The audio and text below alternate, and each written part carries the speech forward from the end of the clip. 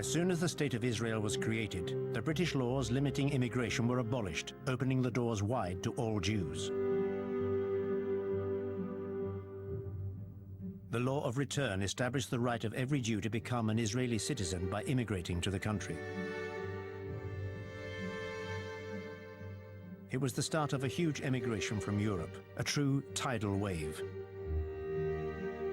More than half were survivors of the Holocaust. During the first 6 months after independence, 100,000 immigrants landed in Israel, and more than 250,000 in 1949, increasing the country's population by 50%. These new immigrants, coming from all over the world, were strangers to each other and spoke an incalculable number of different languages. The priority was then to integrate these hundreds of thousands of immigrants.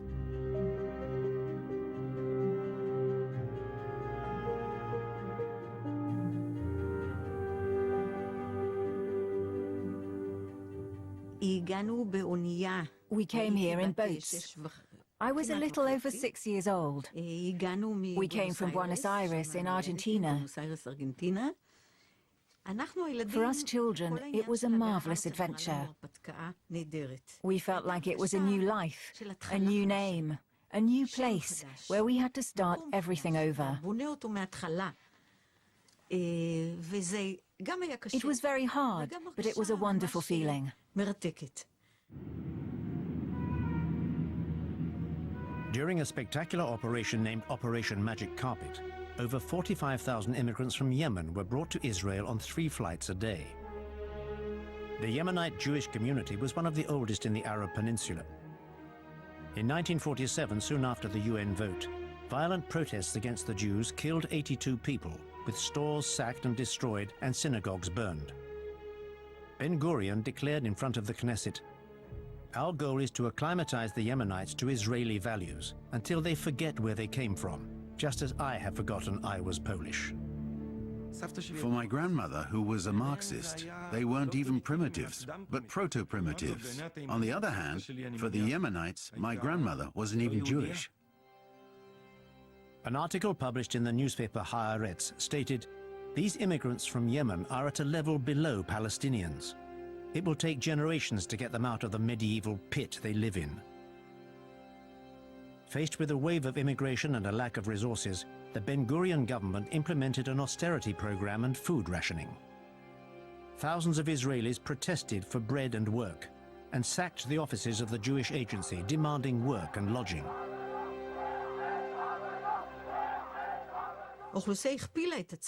The population had doubled, but not the resources. There was nothing, only ration tickets.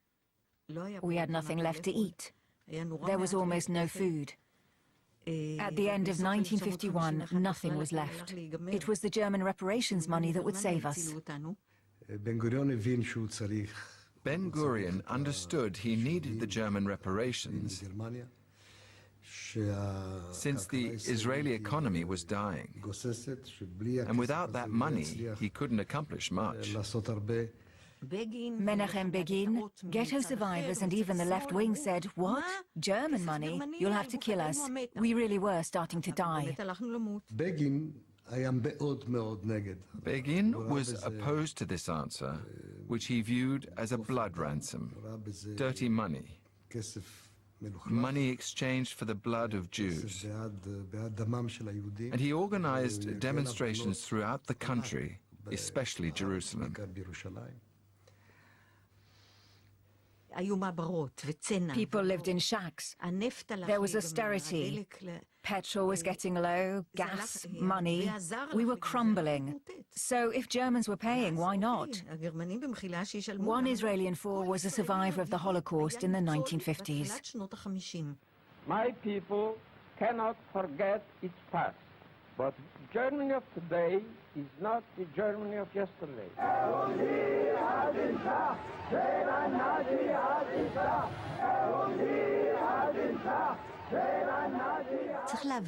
You have to understand people's state of mind after the war. The intense hate they had against Germans continued in Israel. When I got to Israel and we received an Israeli passport, inside it was written, "Valid for all countries except Germany." Speaking German was forbidden.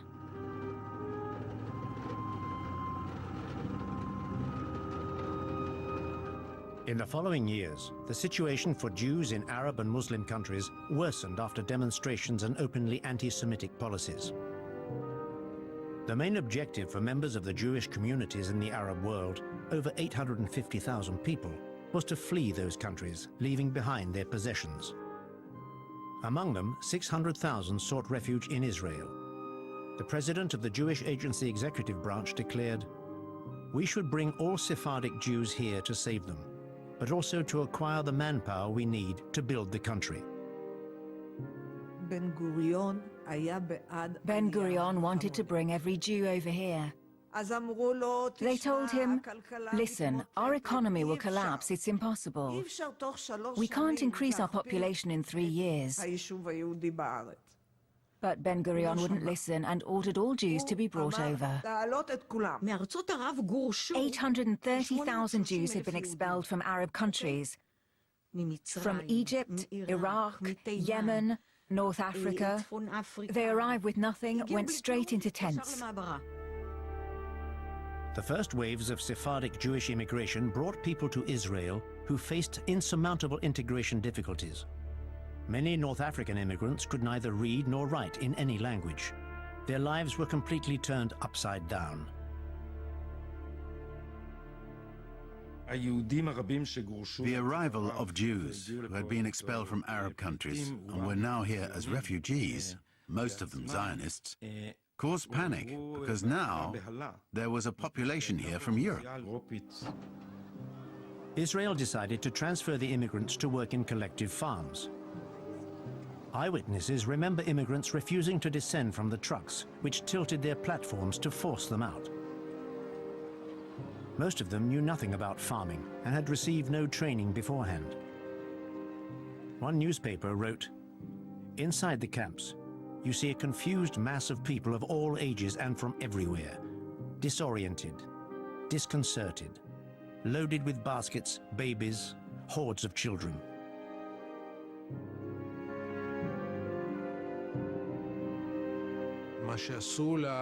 What the North African Jews and Jews from Arab lands suffered here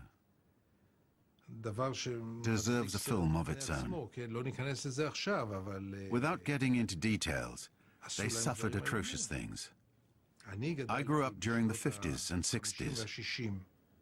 In Tel Aviv, there were practically only Ashkenazi kids.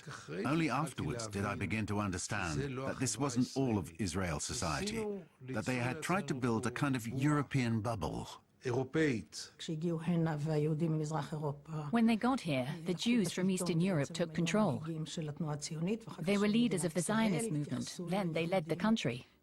They treated Jews from Arab countries as an inferior race.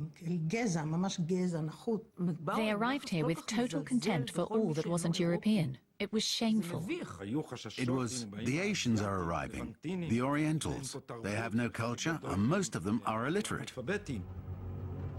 The heads of the Jewish agency sounded the alarm. "We are destroying these people." Ben-Gurion insisted, "Immigration strengthens our security. By doubling, tripling the number of immigrants, we can increase our strength." But the Minister of Immigration refused.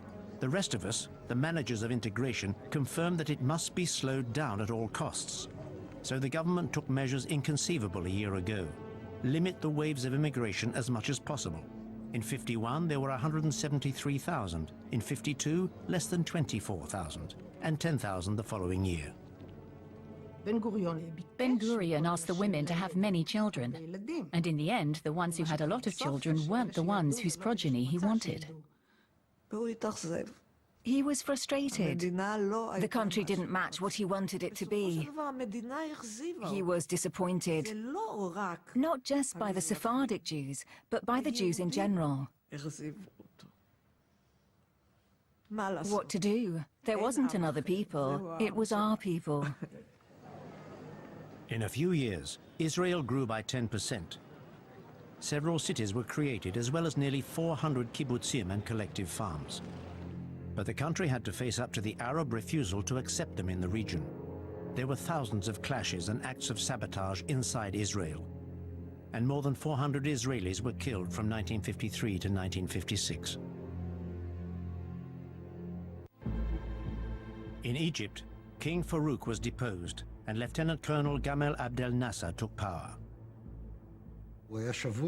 As a soldier, Nasser was taken prisoner here. He had become good friends with one of the Israeli officers, and the Palestinian question wasn't a big concern for him.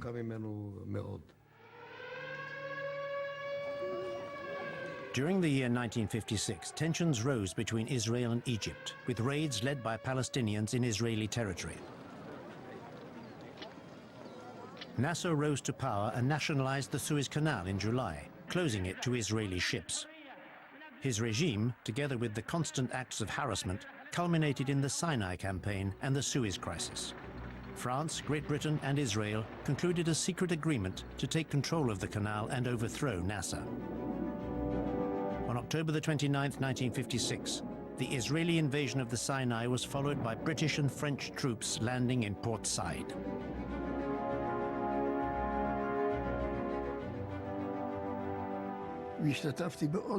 I participated in numerous wars, several wars.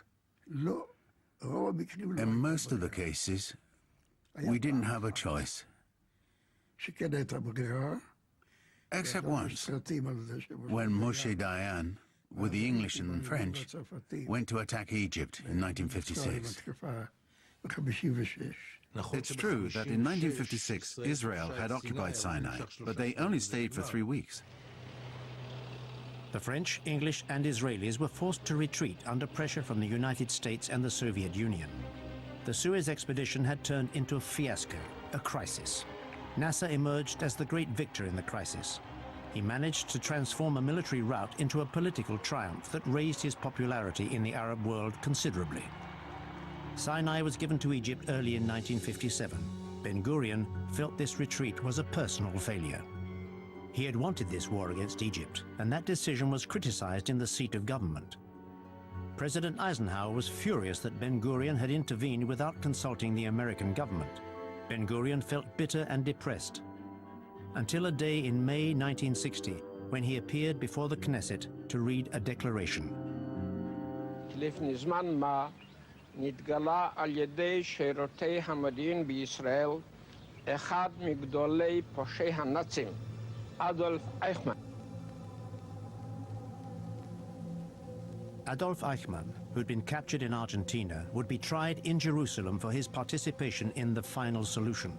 It was the first time that a high-ranking Nazi appeared before those he had wanted to annihilate. During the 11 months between Eichmann's capture and the start of the trial, Ben-Gurion would do his utmost to ensure a Nuremberg for the Jewish people. Im Sinne der Anklage nicht schuldig.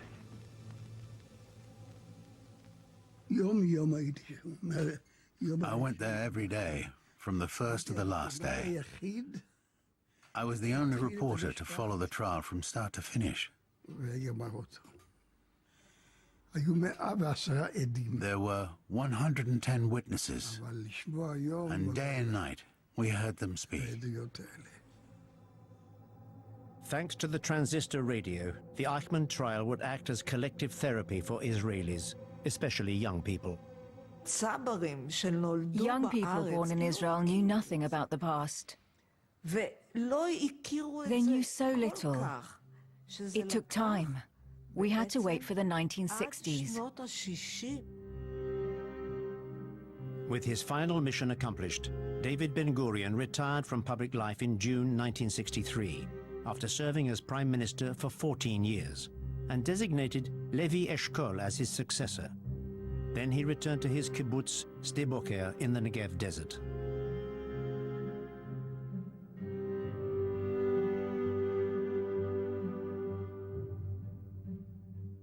Ben-Gurion was like a Machiavelli. That was Ben-Gurion. Without him, the state of Israel wouldn't have been created.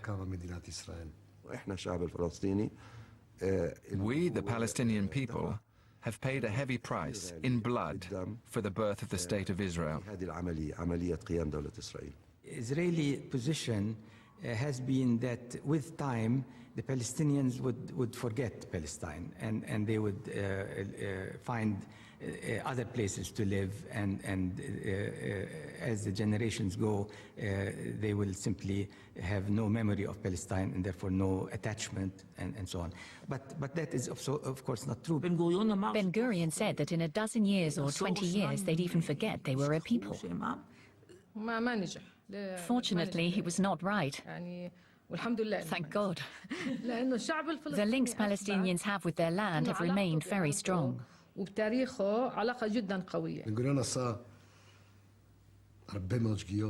Ben-Gurion made a lot of mistakes, of course. He thought then, with time, they'd end up forgetting. They haven't forgotten, and we won't let them forget. Though many of those who have left this land haven't found their place, it's also because the countries who accepted them did not allow them to make a place for themselves. They weren't integrated. They were placed in refugee camps. Palestinians are the only people who have been refugees from one generation to another. They never wanted to integrate them for personal reasons, but also to keep the Palestinian question alive. Of course, it's a diplomatic and moral weapon against Israel. As if to excuse their powerlessness, the Arab regimes repeated beautiful speeches promising the liberation of Palestine. But in May 1964, a Congress uniting Palestinian representatives, Gamal Abdel Nasser and King Hussein of Jordan, was held in the east of Jerusalem. The Palestinian question thus has more weight, because the Arab world can unite over this question, and the Palestinian question becomes central. The Congress was held on the Mount of Olives. It was the first Congress. My father was there, along with many other Palestinians. Ahmed el-Shukeri was also there. Nasser would insist on the Palestinian Ahmed Shukeri as the first president of the PLO, the Palestine Liberation Organization. The PLO felt armed conflict was the route to follow. The Nakba was not just a defeat. It was an utter demolition of the notion, an attempt at utterly demolishing the Palestinian existence. And when you try and demolish the existence of another, then you put their backs on the wall, and then they fight back. This was the start of Palestinian terrorism. Fedayeen threw themselves into a wave of attacks that would undermine Israeli society morale, especially since the country was experiencing an unprecedented economic crisis. Many Israelis left the country. An ironic sign in the airport said, "The last Israeli to leave should turn out the lights." In '65, there was a great recession in Israel. I was a child at the time. The economic situation was catastrophic. Unemployment was rising. There was no more money. We lived very modestly, really. From the Syrian Golan Heights, heavy artillery attacks regularly occurred against Israeli locations in northern Galilee. Prime Minister Levi Eshkol went there to try and reassure the people. In April 1967, 7 Syrian MiG-21s were shot down by the Israelis. The Arab world had to retaliate. In May 1967, the conflict escalated.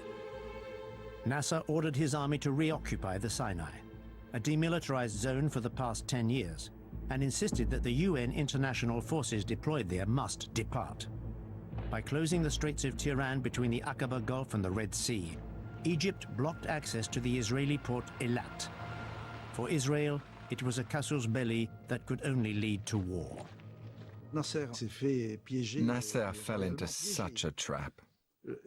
He thought he could talk about it without actually doing anything. From the moment he started talking about it, a mechanism was set in motion, and he was caught up in it.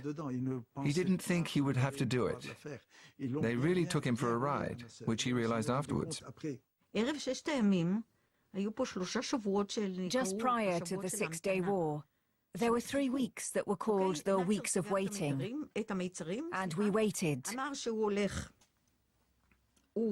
Nasser had closed all passage points and wanted to invade us and to occupy our country.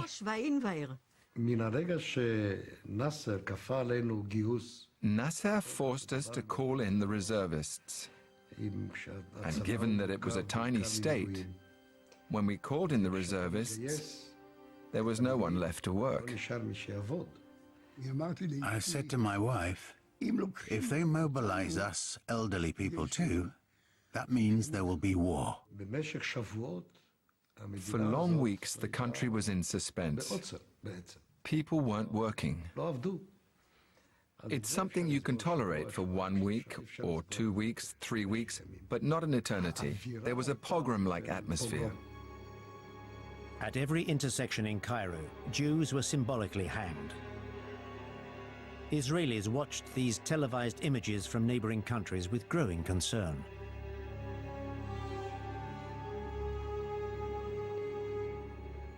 I remember my mother sealing windows with Scotch tape because we were going to be bombed at any moment. We truly had the feeling of being in great danger.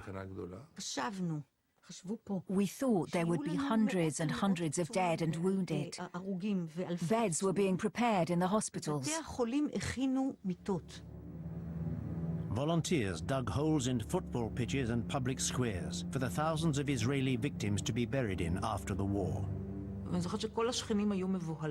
I remember that all our neighbours were terrorized. There were alarms, and they ran down to the ground floor of the building because there was no shelter.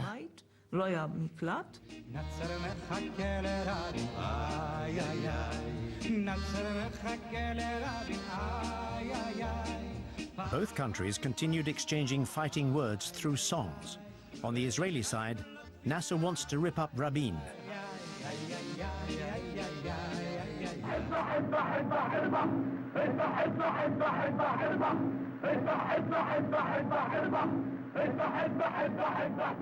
Cairo radios broadcast a song which was basically a call to kill all Israelis, death to the Jews.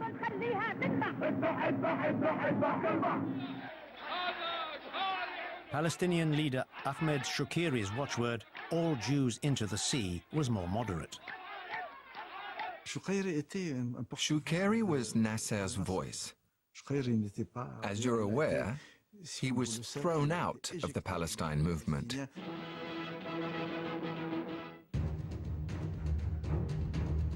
Egyptian television broadcast made-up images of what the next war would be like.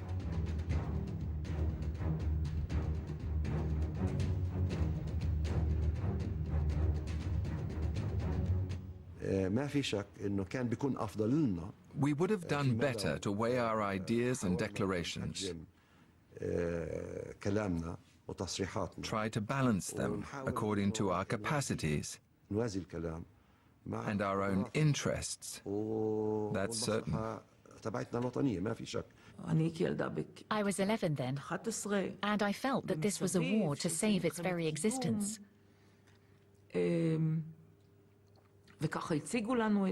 That's how they presented things to us. And of course, on the radio, we also heard Arabs who said that this time, they would win. It was scary.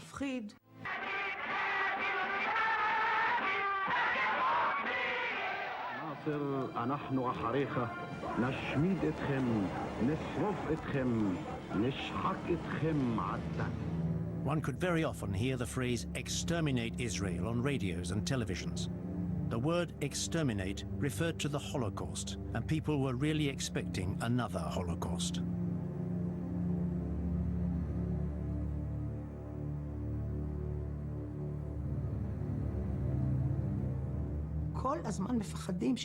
We are always afraid we'll be thrown into the sea, or be hated, or be exterminated. So every day we experience the Holocaust, as if it could happen in the next few minutes. The country was so small and so narrow.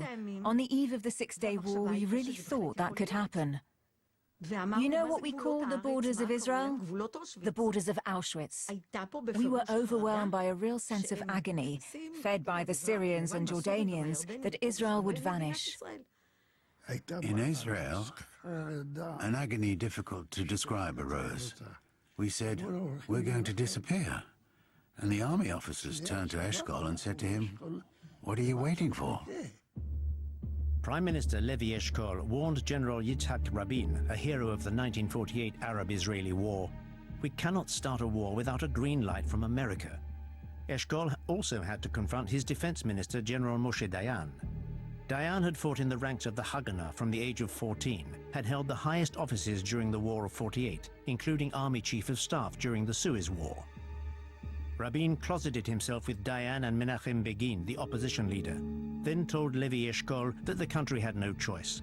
We must attack without delay to avoid being swept away. Eshkol, with little military experience, was outnumbered and allowed himself to be convinced, siding with Dayan.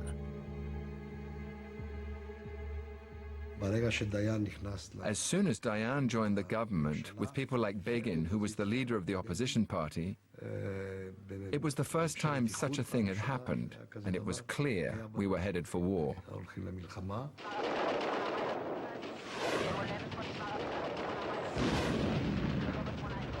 On the 5th of June, over 400 planes from the Egyptian Air Force were destroyed in 3 hours. The head of the Air Force, General Weizmann, called his spouse to say, we've just won the war. A little later, a land offensive took place in the Sinai and the Gaza Strip. 70,000 men and 700 Israeli army tanks attacked the Egyptian forces stationed in the Sinai. Deprived of Air Force reinforcement, they could not stand up to the onslaught. The next day, the Israeli army easily occupied the Sinai desert.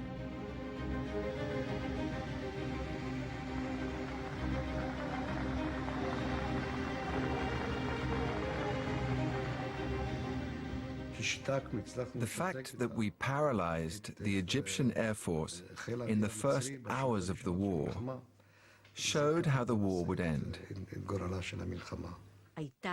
Most of all, there was the euphoria of still being alive, surviving. We survived. We're here.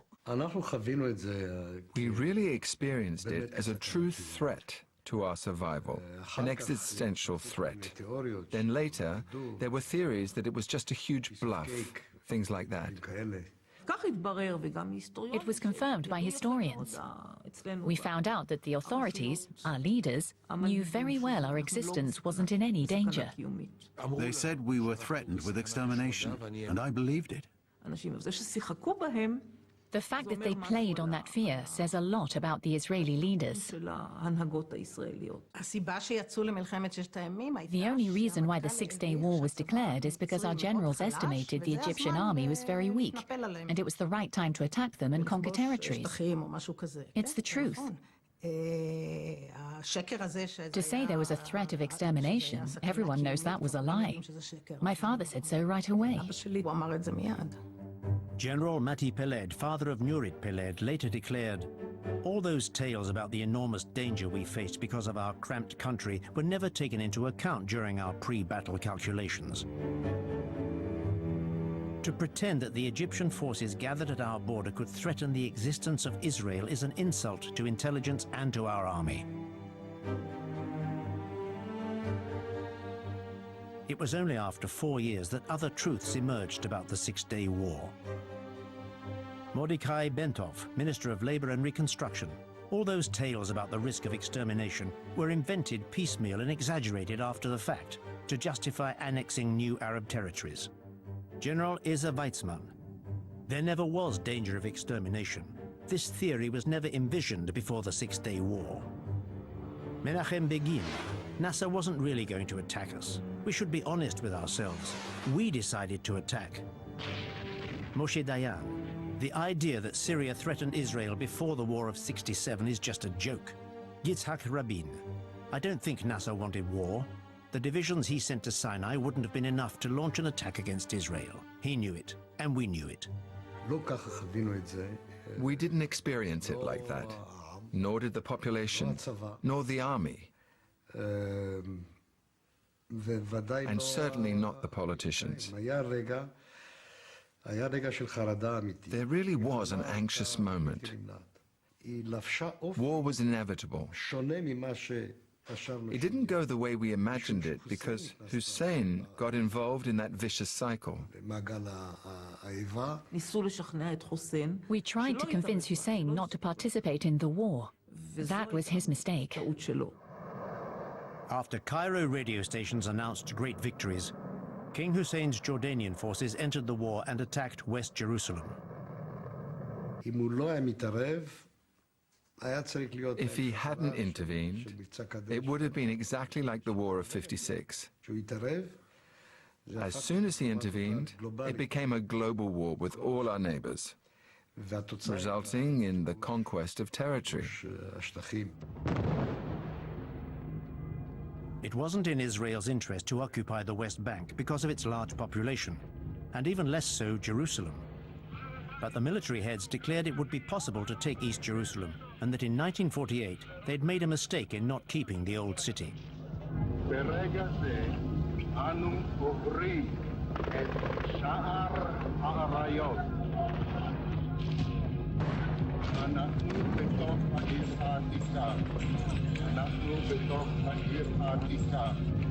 In the West Bank, the war that happened in 1967 was not much of a war, really. As far as we were concerned, the Israeli soldiers literally walked through, and there was very little, if any, resistance. The Palestinians were unarmed, untrained for fighting. Moshe Dayan and Yitzhak Rabin went into the lanes of the old city and to the Wailing Wall. Jerusalem had been cut in two since the 1948 war and the proclamation of the State of Israel. I know from several sources that Dayan wasn't keen on the idea of conquering Jerusalem, but the pressure was too great. Moshe Dayan was convinced the United States and the USSR would insist the fighting end, and that there would be a repeat of 1956, stopping Israel in its tracks. He decided to advance into the West Bank and the Syrian Golan without the approval of military headquarters or the government. We didn't plan on taking the Golan Heights, but there was enormous pressure from the army to do so, to end gunfire from the heights onto villages. So they decided to occupy the Golan. And at that moment, the war's character completely changed, and it became a general war. On June the 10th at 6 p.m., a general ceasefire was proclaimed. Israel had complete victory. On the same June the 10th, the 600 or so Palestinian inhabitants of the neighborhood across from the wall were told they had to leave. The esplanade would be razed, along with many Arab houses.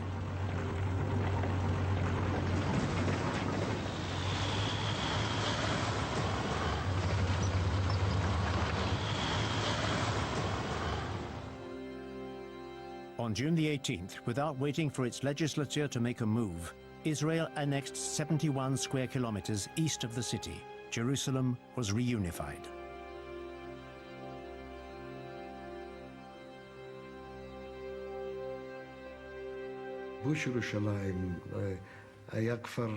The conquest of Jerusalem wasn't required for defense. It was a romantic conquering. And romanticism in politics is something that's dangerous.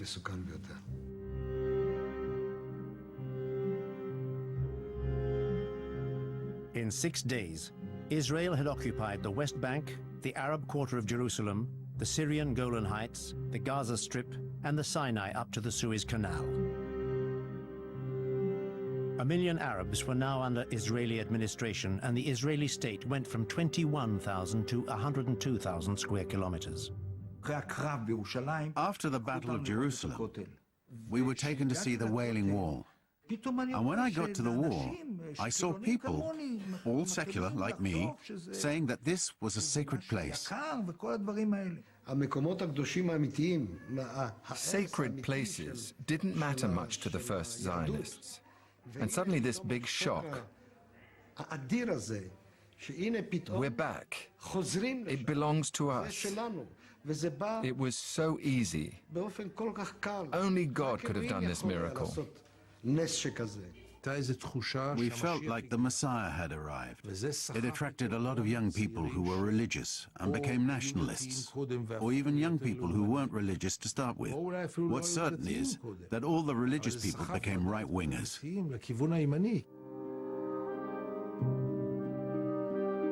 This crushing victory would change the course of history. Some saw it as a religious experience, messianic. I remember that, in spite of my good communist upbringing, when they said the old city of Jerusalem had been conquered, I repeated the news with emotion. We've conquered the old city. I don't think I said liberated. I had been so brainwashed, I participated in the nationalist, religious orgy that broke out then, that everyone participated in. I was only 14. I felt we had come home and that we had liberated the territories. And the most dramatic thing is that I don't remember seeing even one Arab. There was a new wave of refugees. This time from the West Bank, especially around Jordan. The refugees of 67 joined those from 48. 150,000 people departed. It magnified the problem that was already there.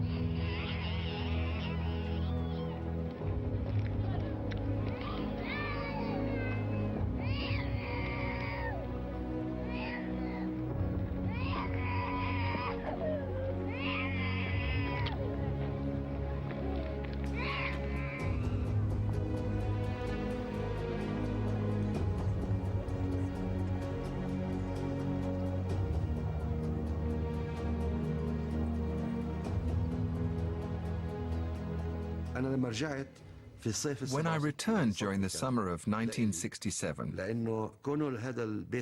it was quite a shock for me, since my house was on the line separating East Jerusalem from West Jerusalem. But that line wasn't there when I returned. From the garden of my house, I looked at Israel as if it were another world, a part of this world that I didn't know, except through the stories my mother had told me. In 67, I was already 16 years old, and I had no information and no knowledge, direct knowledge, of the part of Palestine that became Israel, because after 1948 there was a very stiff border and we were not able to cross, of course. No one thought it would last such a long time. We thought it was temporary. The government had confirmed that the territories were their ace to play in future peace negotiations. We thought there would be peace soon and we would get along with the inhabitants of Judea Samaria. Since the Golan was empty, Sinai as well.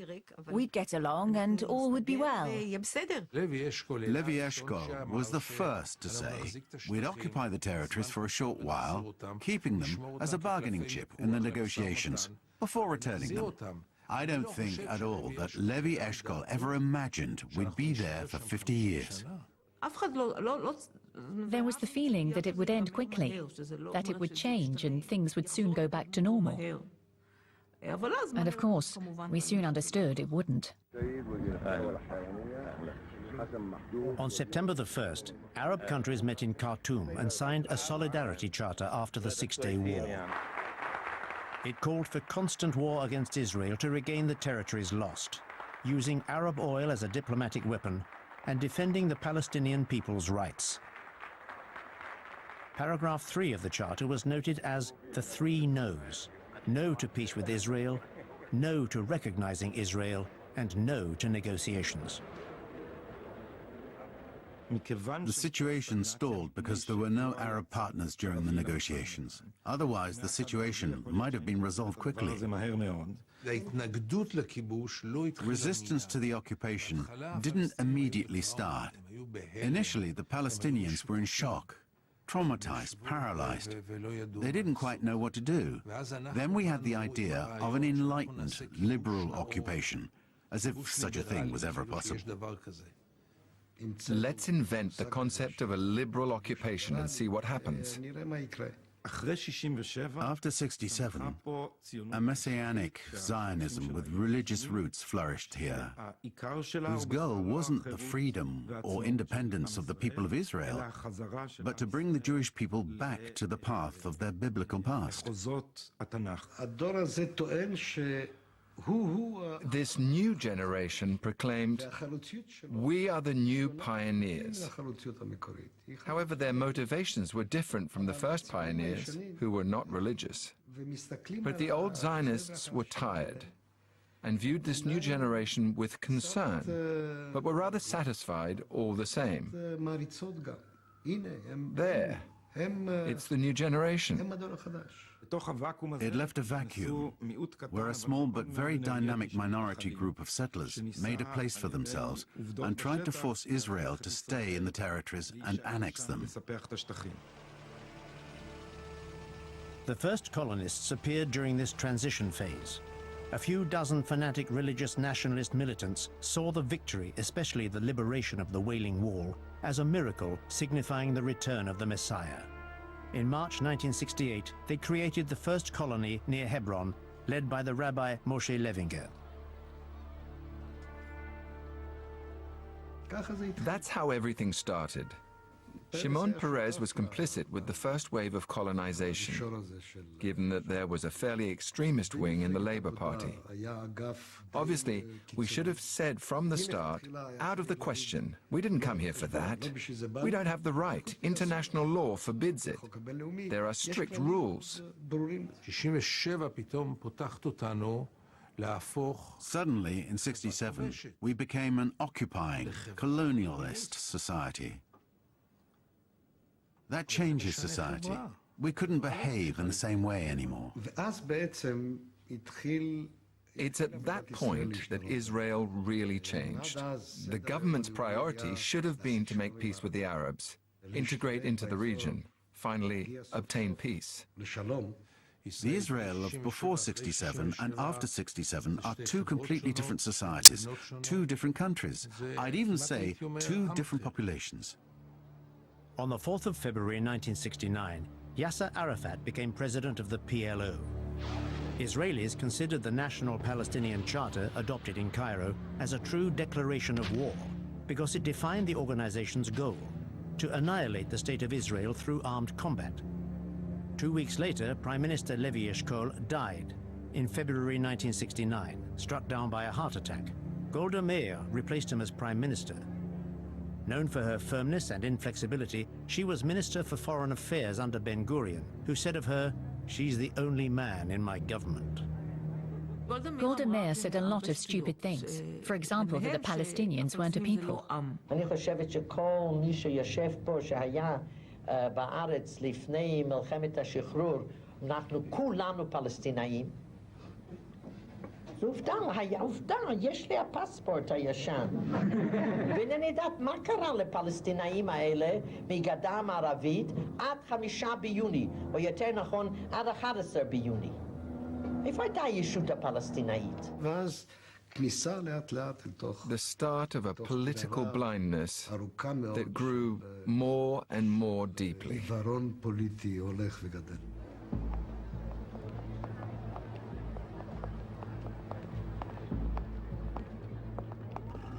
At the beginning of the 1970s, the occupation forces started expelling Palestinians from their land and building colonies. From then on, Israel managed the occupied territories directly and militarily. All services were handled by the military: health, education, agriculture, employment.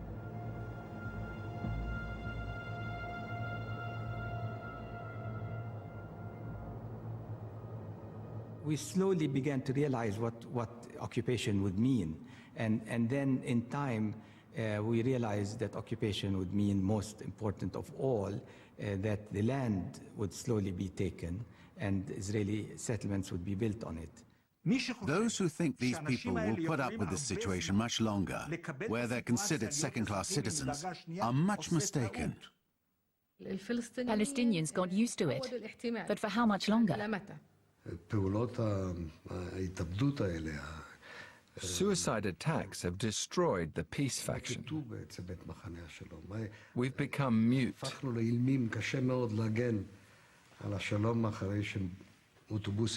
It's hard to defend peace when buses are blowing up in the streets. The way the Palestinians have chosen to fight, the methods they've chosen, violence that leads to nothing, or apathy that leads to doing nothing. They still have a lot to learn so that they can organize an intelligent, effective fight against the occupation. On the Palestinian side, without saying so openly, many of our leaders have adapted to the situation in which we find ourselves today. This extremely depressing, disturbing and deplorable situation. But our leaders are ready to continue living this way. Israeli society thinks that if you don't talk about the occupation, it doesn't exist. It's happening a half hour from our homes, and yet most Israelis have never been there. They aren't interested in what's going on there. It's extremely difficult to make things change, to lift the veil that the Israelis have drawn over everything about the occupation. We have negotiated in vain for 25 years because colonization has just kept on growing. A quarter of a century. And look at the result. The only thing the Israelis do is cover it up. But yes, of course, we'll discuss it, we will sign, we'll shake hands. All that so people won't notice that the bulldozers continue to work. There is no serious policy on stopping the occupation.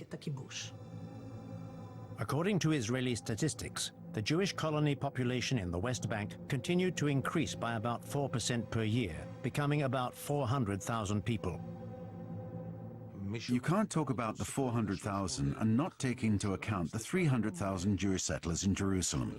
Sorry, the occupation of East Jerusalem is no different from any other occupation. There are 700,000 settlers, and there is no government leader, and there never will be, who will decide to evacuate 700,000 settlers.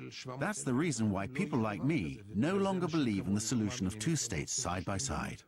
The solution of two states, in the classic sense, will never happen except by a miracle. It's not just Elias Samba or myself saying this. I think anyone who observes what's going on can see that. For years, we, myself included, have asked the question, does Israel really want peace? And as talks and meetings continue, I started to understand and ask myself another question, which is, can Israel make peace? I don't think peace is impossible. I'm afraid we won't want it. And the more time passes, the more complicated it gets until people will say, we don't need it anymore. When I joined the resistance, I was 20, I'm now 70. If I thought there was no solution to this problem, why would I have kept hitting my head against the wall? No conflict is eternal, even though this one seems to have lasted an eternity. It's gone on for over a century.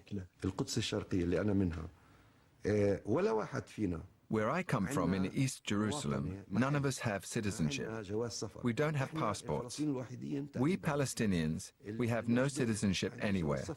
I have no country. I'm not Israeli, I'm not Jordanian, I'm not Egyptian, I'm not Tunisian, I'm not French, I'm not Italian, I'm nothing. Will I go back to Palestine one day? No, it's too late for my generation, too late. My Palestine no longer exists. We feel as though we have been erased, that we never existed. We were kicked out. We were thrown out of the borders. And what happened, happened. No one can erase it. It happened. Will wisdom and moderation overcome fanaticism and stupidity? I don't know. An historian, says Hegel, is the prophet of the past.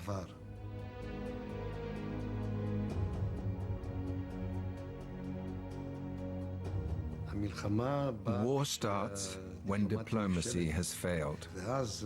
Then it's time for weapons. I've always viewed the wars in Israel as a war without end, with a few pauses.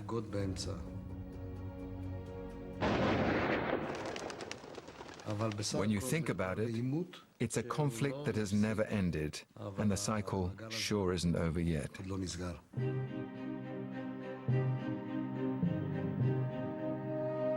Knowing he was ill, Theodor Herzl had written a letter to his successors saying, "Don't make mistakes when I'm dead." He died in 1904, aged 44. Herzl had asked to be buried in Palestine when the Jewish people have founded an independent state there. 45 years later, on August the 17th, 1949, he was buried at Mount Herzl in Jerusalem, along with his parents and his sister Pauline. But not his youngest daughter, Trude Norman, who had died in the Theresienstadt concentration camp.